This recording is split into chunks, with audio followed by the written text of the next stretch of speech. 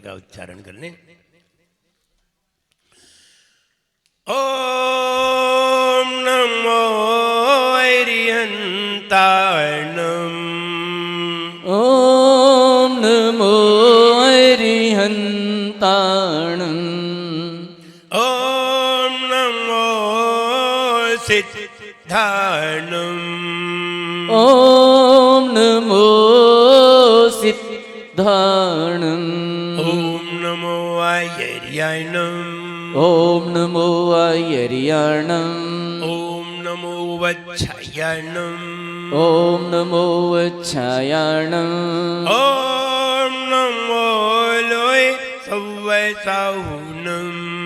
ओम नमो लोय सव्वसाहुनम। एक खजाना श्री अजितनाथ भगवान की जय। एक खजाना श्री महावीर भगवान की जय। परम पूज्याचार्य गुरु श्री विराट सागर जी गुरुदेव की जय। अहिंसामयी जैन धर्म की जय।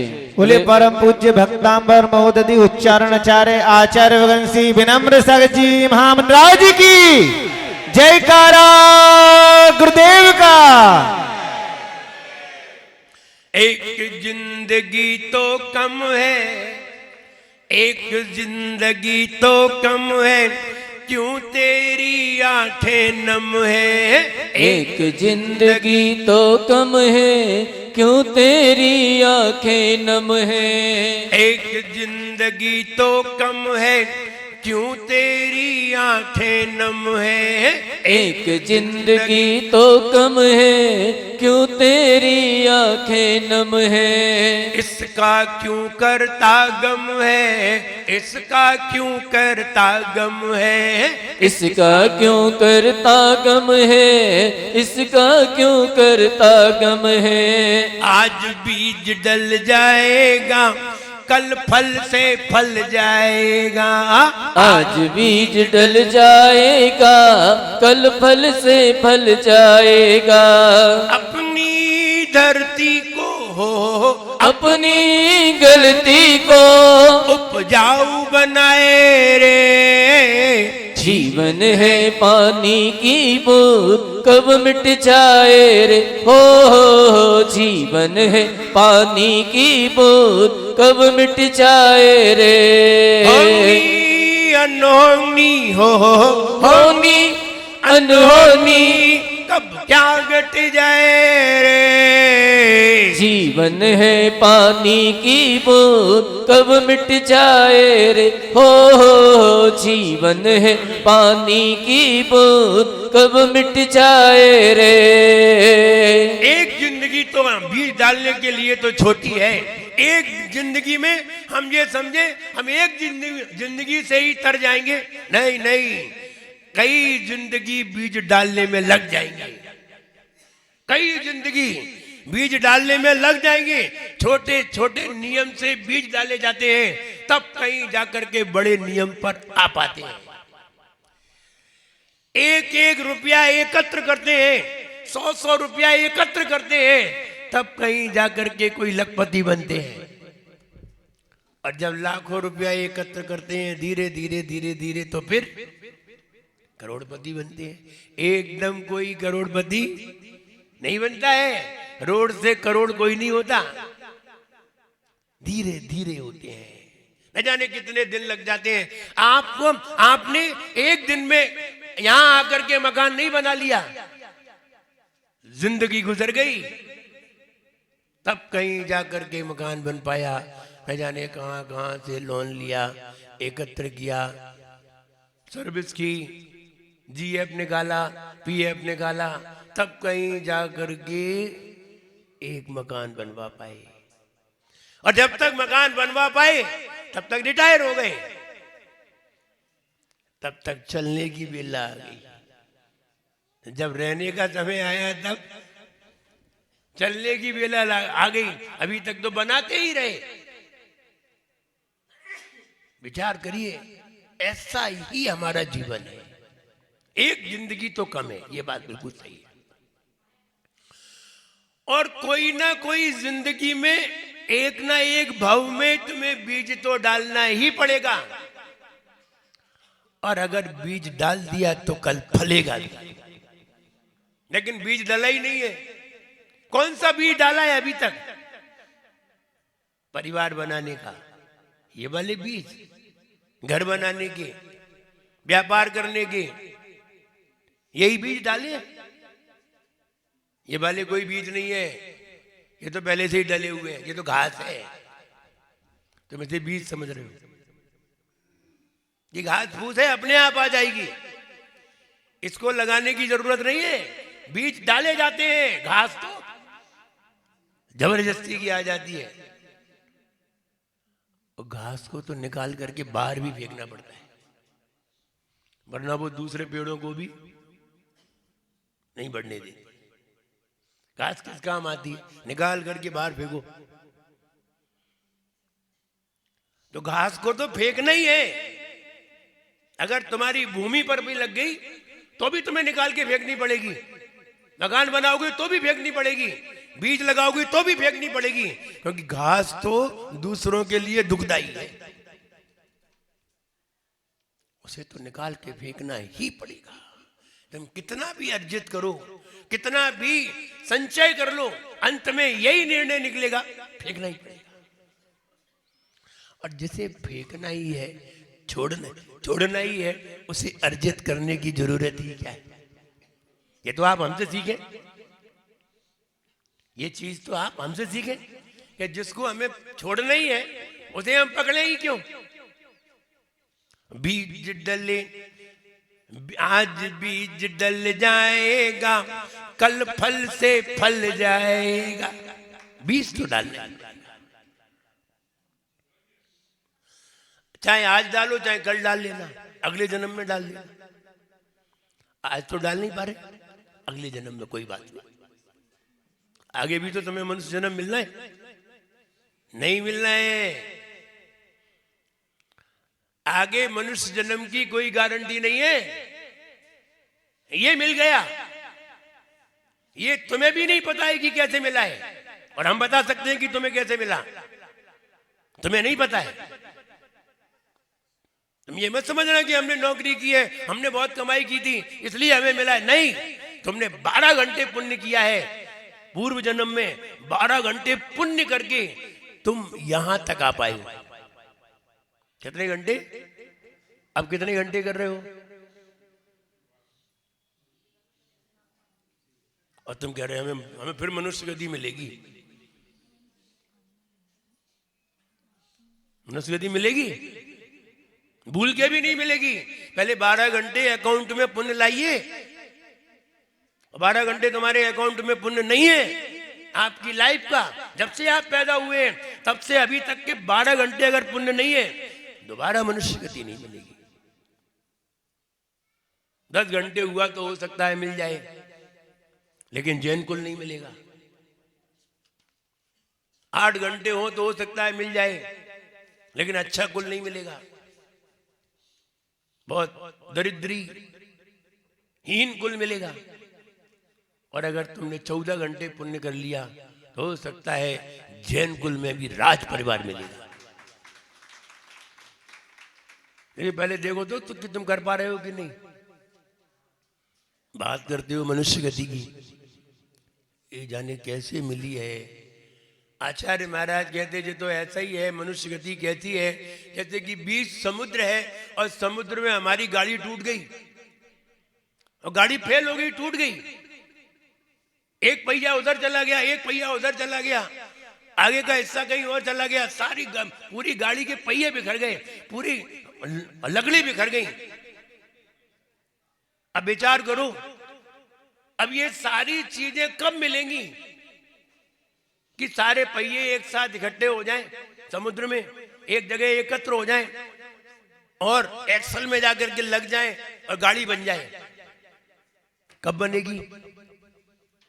बिखरी हुई गाड़ी, समुद्र में बिखरी हुई गाड़ी कब बनेगी इसका कोई पता नहीं है। ऐसे ही ये मनुष्य भाव है। उर्वरा भूमि अपनी नहीं कर सके तो मानुष जन्म व्यर्थ खो जाएगा। उर्वरा भूमि अपनी नहीं कर सके तो मनुष्य जन्म व्यर्थ खो जाएगा। उजड़ा जीवन मिला है बड़े पुण्य से, झाड़ कंकड़ अधिक और उग आएगा। उर्वरा फर्टिलाइजर, अपनी भूमि कैसी बनाओ? उपजाऊ। बीज डालो तत्काल उगाए, ऐसी भूमि बनाओ। गुरु महाराज दिखे, मुनि महाराज दिखे, भगवान दिखे और तुम्हारे अंदर संयुक्त की भूमिका पैदा हो जाए, ऐसी भूमिका अपनी बनाओ कि तुम्हारे अंदर भगवान को देख करके सम्यक दर्शन पाने की ललक जागृत हो जाए। ऐसा ये जीवन बनाओ, इसे कहते उर्वरा, उपजाऊ।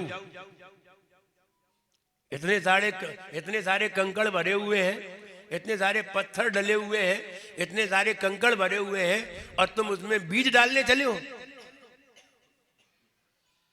जो भूमि बंजर हो, कंकड़ों से पटी हो, मिट्टी का नामो निशान नहीं हो और हो तो बहुत नीचे हो और तुम वहां बीज डालो, क्या होगा? बीज बेकार हो जाएगा। ये देव शास्त्र गुरु तुम्हें दिखाई देंगे लेकिन तुम सम्यक दर्शन की भावना नहीं बना पाओगे। बीज डाले जाएंगे और बीज बेकार हो जाएंगे। और अगर भूमि उपजाऊ हो तो एक उपदेश मिलेगा और तुम्हारे अंदर संयम का भाव जागृत हो जाएगा। यह है भूमि उपजाऊ का परिणाम।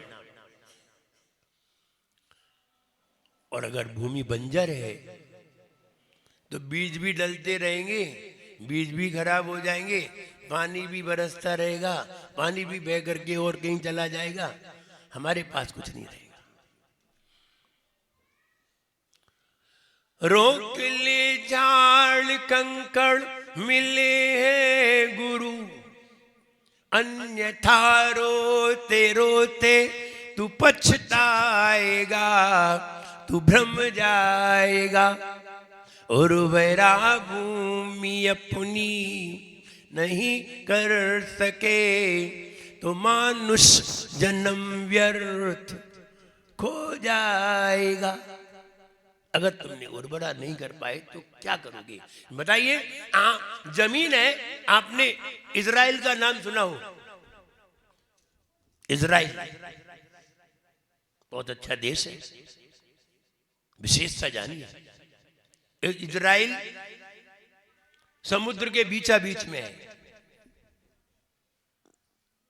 और देखिए उस इजराइल के देश ने सारे काम सेल्फ डिपेंड कर लिए। उसने खेती करके बता दी उसमें और बढ़िया नगर बसा दिया।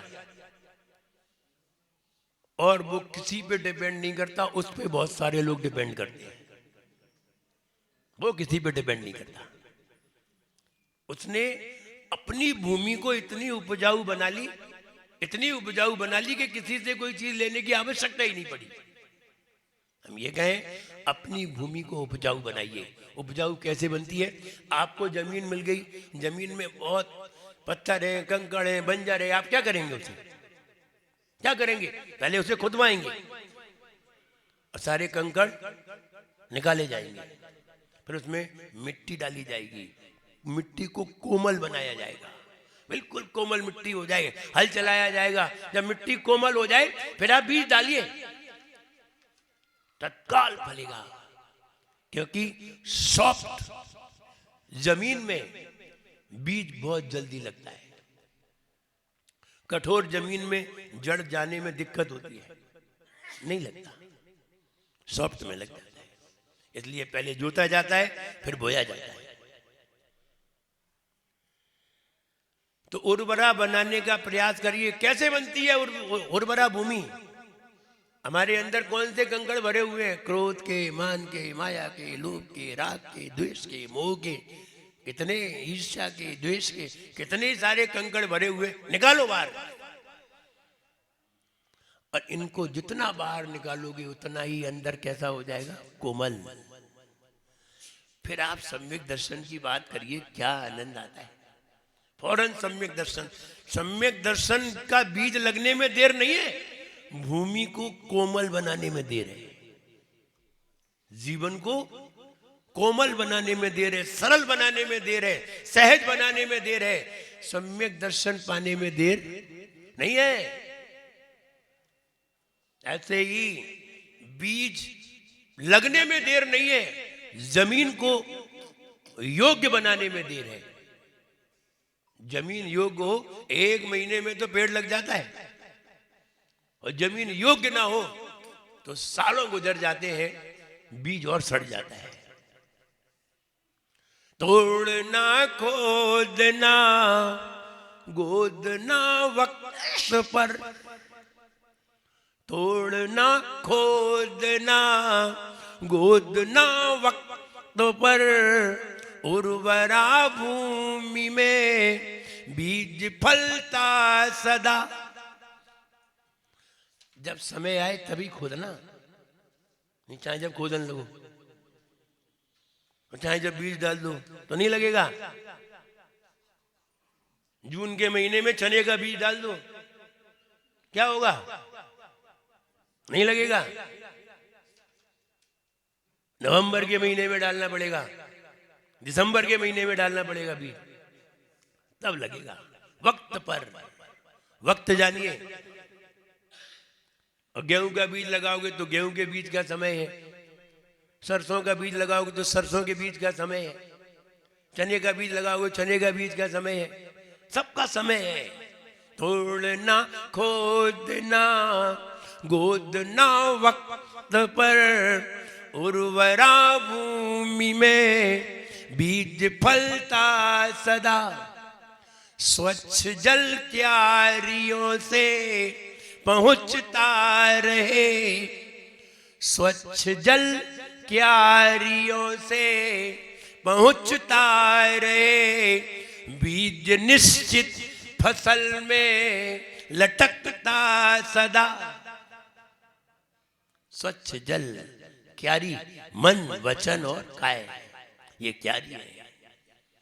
स्वच्छ जल, बढ़िया अच्छे विचार, निर्मल परिणाम पहुंचते रहे। बीज निश्चित फसल पर लटकता सदा। जब फसल काट कर घर में आ जाएगी, जब फसल काट कर घर में आ जाएगी, तो ये मानुष जन्म शांति पा जाएगा, न भ्रम पाएगा।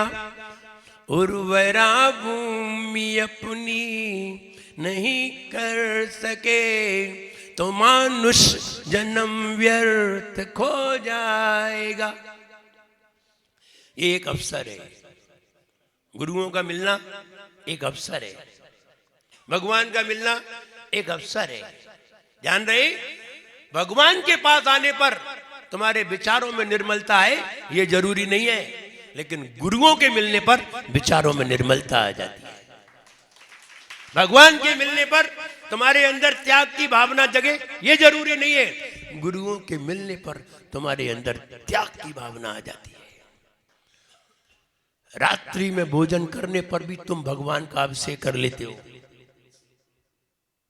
गुटखा खाने पर भी आप भगवान का अभिषेक कर लेते हो, ड्रिंकिंग करने वाले भी भगवान का अभिषेक कर लेते हैं।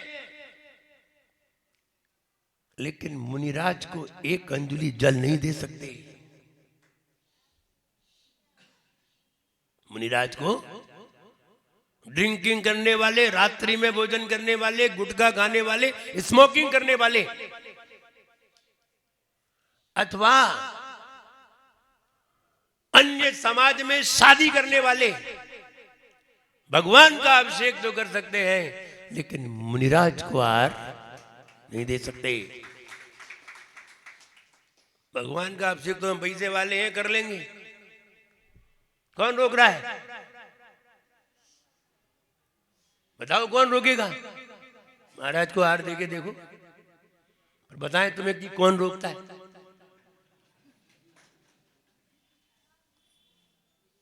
एंट्री ही नहीं मिलेगी अंदर, और सही बताएं तुम्हारी जाने की हिम्मत ही नहीं होगी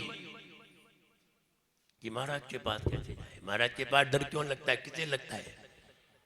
जिनके इनकम टैक्स के कागज गड़बड़ होते हैं,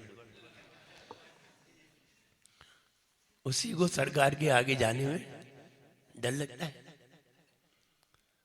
और जिनके इनकम टैक्स के कागज बिल्कुल फ्री है, जीएसटी सब दे चुके हैं, इन्हें कहीं भी डर नहीं लगता। इसलिए महाराज के पास जाना है तो फिर रात्रि में भोजन ये करने वाले, गुटखा खाने वाले तो दूर से ही, वो तो बदबू आ जाएगी। ड्रिंकिंग करने वाले दूर से ही, क्योंकि पकड़ में आ जाएंगे। स्मोकिंग करने वाले दूर से ही। रात्रि भोजन करने वाला नजदीक आ सकता है, क्योंकि इसके मुंह में बदबू नहीं आती। और अभी महाराज बता रहे थे कि अंदर कर लो, बाहर नहीं करना है। बिल्कुल सही बात है, महाराज बिल्कुल सही कह रहे कि अपने घर में कुछ भी कर लो, तुम्हारे घर वालों को ही पता है, तुम्हारे घर की बदनामी तो नहीं होगी। घर वाले घर की बदनामी थोड़ी करेंगे। लेकिन बाहर अगर तुमने भोजन कर लिया और तुमने बाजार में कहीं कुछ खा पी लिया, तो तुम्हारे खानदान बदनाम होगा तुमसे। और लोग तो बड़े होशियार होते हैं, बोले महाराज घर में रहेंगे तो रात्रि में भोजन नहीं करेंगे, बाहर की छूट दे दो। अब नहीं माना तो महाराज ने कहा ठीक है तू घर में तो मत कर, ऐसे ही समझा दिया। टीकमगढ़ की बात। वो व्यक्ति एक दिन रात्रि में कहीं 10 बजे आया, बोला अपनी पत्नी से बोला भोजन लाओ।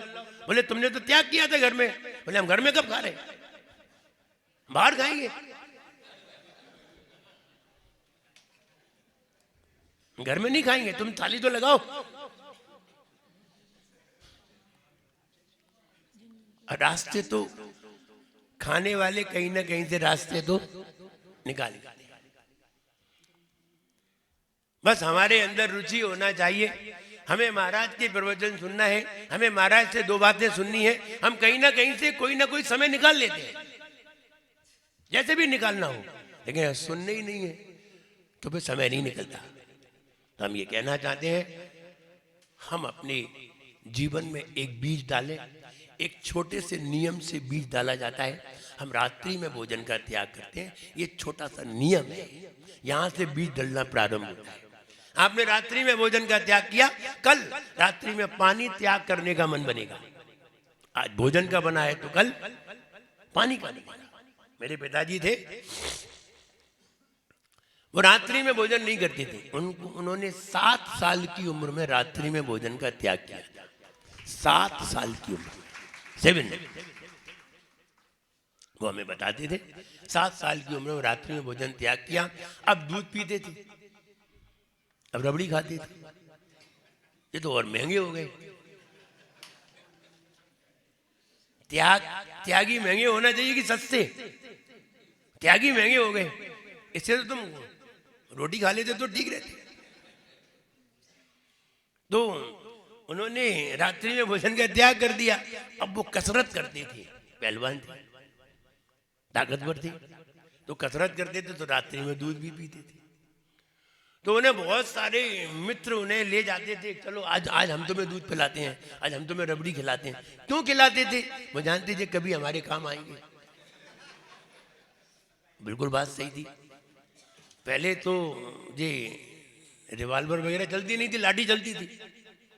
तो ये हमारे काम आएंगे, हमें कोई परेशान करने आएगा तो यही तो आएंगे, यही तो हमें बचाएंगे आगे। ऐसे बहुत सारे लोग उन्हें ले जाते, आज हम तुम्हें पिलाएंगे, आज हम तुम्हें पिलाएंगे। तो रोज कोई ना कोई उन्हें पिलाता ही, दूध पिलाता, रबड़ी खिलाता, और तंगड़े तो थे। तो एक दिन उनके मन में आया, ये सारे लोग हमें कहीं ये खिलाते, कहीं ये खिलाते हैं, सब मतलब के हैं, सब अपना मतलब के हमें खिलाते हैं।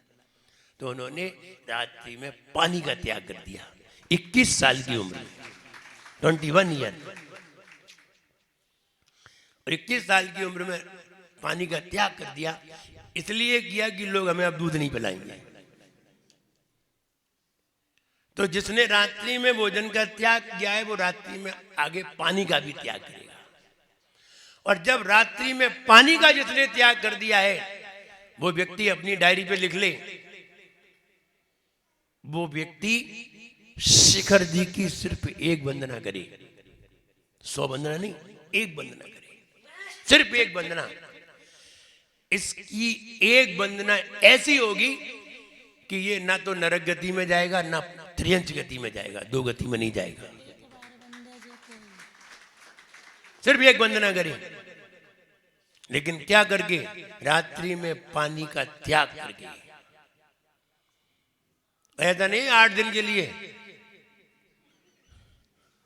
इनसे घर जी गए तो त्याग कर दिया, आए तो फिर खाने लगे, नहीं, आजीवन।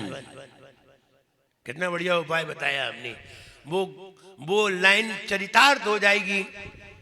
भाव सहित वंदे जो कोई,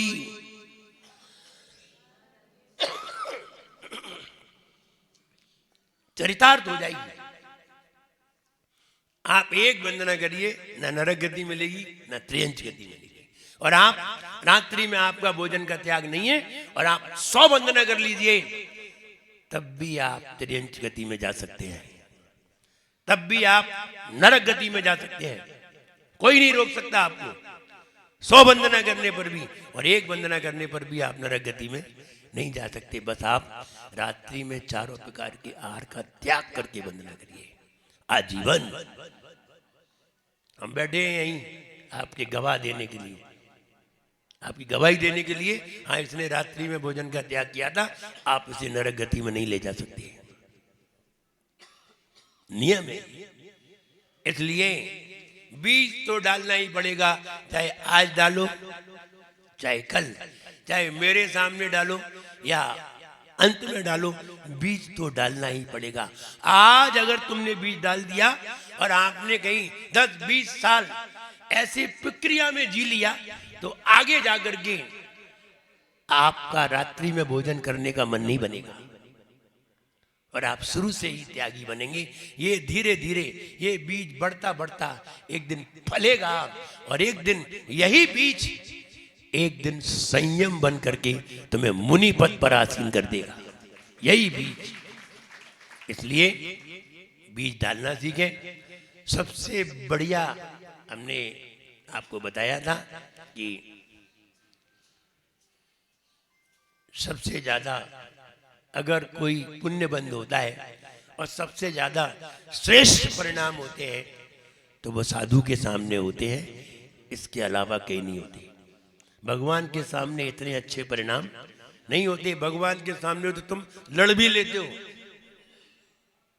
भगवान के सामने लड़ भी लेते हो, डंडे भी चल जाते हैं। तो महाराज के सामने लड़के देखो,